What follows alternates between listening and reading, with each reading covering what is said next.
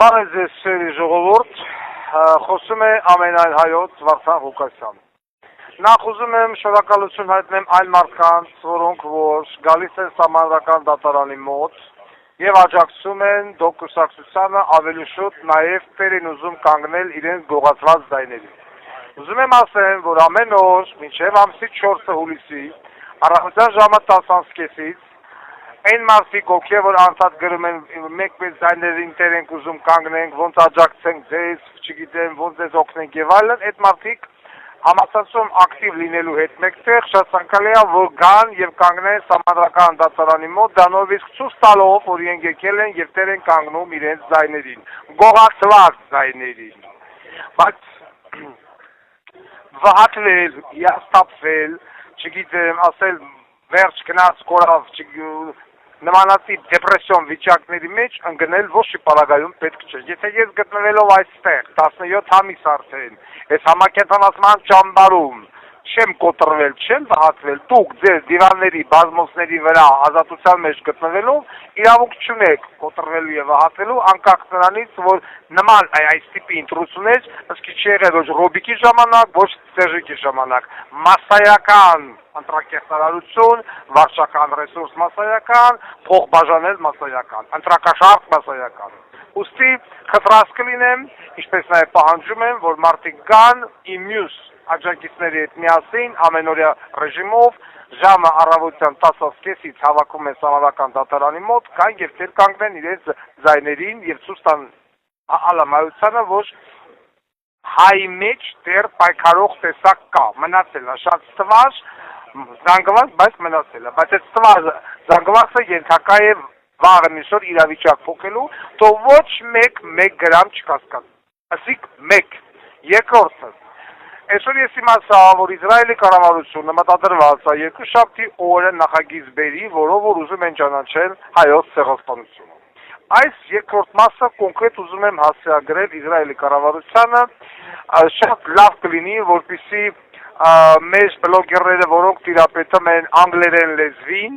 կամ ռուսերեն լեզվին, կամ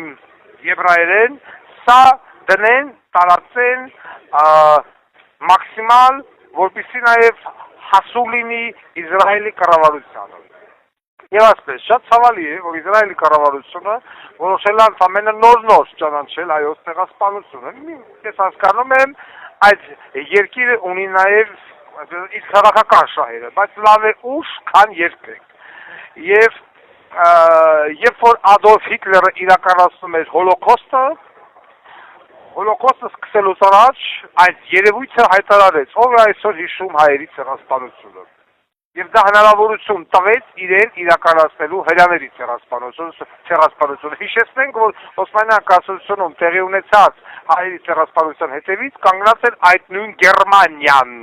որը որ թևեր տալով բզեց, բրդեց երի թուրքերին, տալով կանաչ լույս, երի թուրքերն հելան, որ ասում է հարցակվան հայերի վրա, այդ Օսմանյան կառավարությունում ապրող հայերի գերակշիռ մասը, այնպիսիներ, ինչպիսին այսօրվա հայերի գերակշիռ մասը ապրող Հայաստանում, խոտը բերանները դրած։ Դամանել դրին, կոտորին, փրտին արևի տակ։ Նույնը տեղի ունենում այսօր մի քիչ ավելի դեմոկրատական ձևով։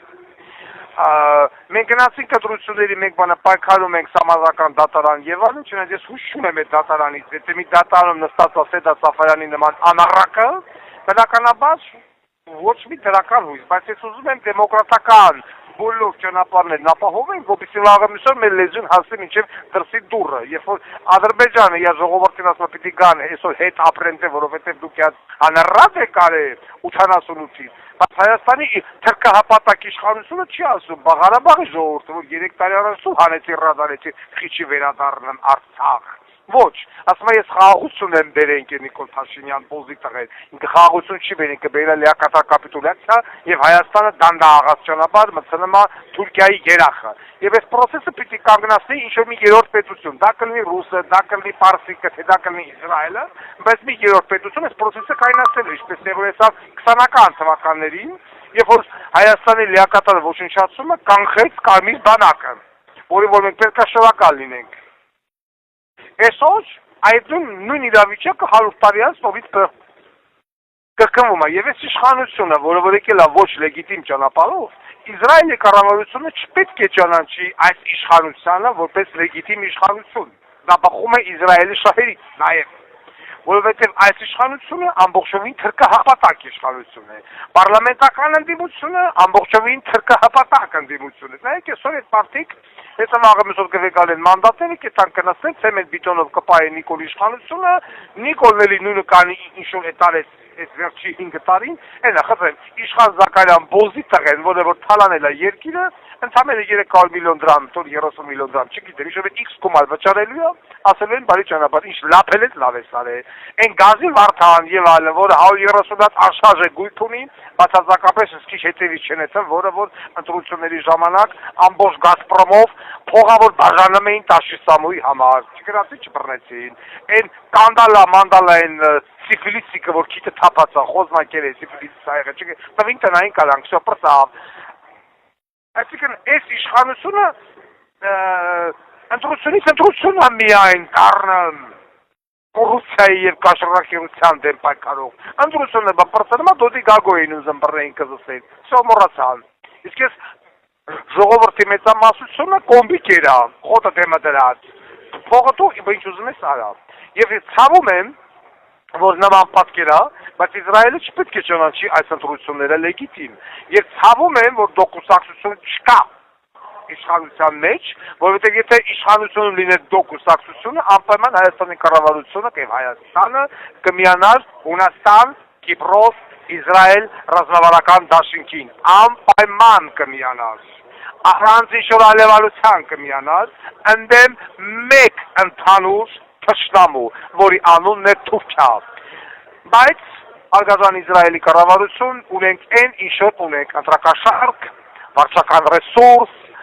աղաբեկումներ եւ այլն եւ ոչ լեգիտիմ իշխանություն։ Եվ այսօր մեկ այլ պետություն ավելի շատ է հայանպաստ, Հայաստանի կառավարությունը այսօր ուզում է ջրի, չէ ցեղասպանություն։ Պիտի գնանք Օսմանին, ճարենք գնանք ո՞նց այլ է։ Իսկ Իսրայելն ասում է խնդրե պետք է ճանաչել եւ պատժել Թուրքիային։ Միանում եմ Իսրայելի կառավարությանը, իմ ընտրողներով, իմ ընտրազանգվածով, իսկական հայ ժողովրդով միանում եւ աջակցում ենք այս նախագծին եւ հուսամ, որ Իսրայելի կառավարությունը եկող շաբաթ անպայման կնեսետում կճանաչի հայոց ցեղասպանության հարցը, դրանով իսկ հարցնելով շատ լուրջ ապտակ Էրդողանի քիդուբենին։ Եվ ոչ մի բանագայում չպետք է լսել, թե ինչ է ասում Հայաստանի այս կառավարությունը, որը լեգիտիմ չի։ Նաև ուզում եմ հույս ունենամ, որ Ռուսաստանի Դաշնությունը իր հերթին ավելի ուժեղ տնտեսական սանկցիաներ պիտի կիրառի Հայաստանի Հանրապետության դեմ։ Հայաստանի Հանրապետության քաղաքացիների համար Ռուսաստանը պետք է վարկյանում շուտ դառնա վիզայով կամ այն անձինք, այն բիզնեսմենները, որոնք որ սատարել են այս իշխանությանը, չպիտի ոչ մի առևտրատնտեսական գործարք ունենան Հայաստանի հետ, ներողություն Ռուսաստանի հետ։ Իսկ այս ընդդիմություն կոչվածը, որին որ սատարում են ռուսական որոշակի չինովնիկներ, ռուսական կառավարությունը պիտի արձանագրի, որ սրանք թափթփուկներ են եւ սրանց վրա ինքը չպետք է հենվել։ Իսկ այն չինովնիկները, որոնք որ կեղծ գրություններով խափին Կրեմլին ասելով, որ սրանք ռեյտինգ ունեն, այդ չինովնիկները պետք է դուրս շպրտել համակարգից, պետական պաշտոններից եւ նշանակել նորմալ չինովնիկները, որոնք մտածում են Ռուսաստանի պետական շահերի մասին, այլ ոչ թե անձնական գրպանի։ Եվ նորից եմ ուզում ասեմ, ցելի ժողովուրդ չենք վհատում, չենք կոտրվում, եթե տեսած չենք կոտրվել, ոչ մեկ կոտրվելու իրավունք չունի։ Տարածեք այս ձայնայինը, տարածեք Վարդան Ղուկասյանի շնորհակալությունը Իսրայելի կառավարությանը եւ խորացավը պետք է արձանագրել, որ Թուրքիայի եւ Հայաստանի պահանջը կատարեցին ամերիկյան որոշակի իշխանավորներ եւ Վարդան Ղուկասյանին 17 ամիս պահում են այս համակետոնացման ճամբարում, որպեսզի վերարտադրվեր թրքահատակ կառավարություն, որը որ իհարկե վերարտադրվեց, ոչ լեգիտիմ կառավարություն։ Դա է ուզում ասեի, շնորհակալություն բոլորի աջակիցներին, շնորհակալություն իսկական հայ մարդկանց։ Ամենայն հարգանքով, ամենայն հայոց Վարդան Ղուկասյան։